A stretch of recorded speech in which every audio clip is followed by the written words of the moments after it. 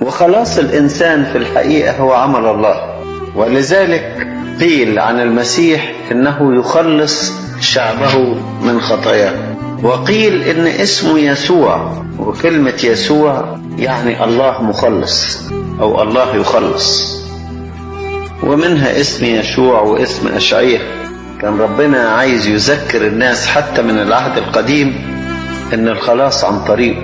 ونفس داود كان يتغنى بهذا الأمر كثيرا ويقول: الله مخلصي، قوتي وتسبحتي هو الرب، وقد صار لي خلاصا. ربنا صار لي خلاصا.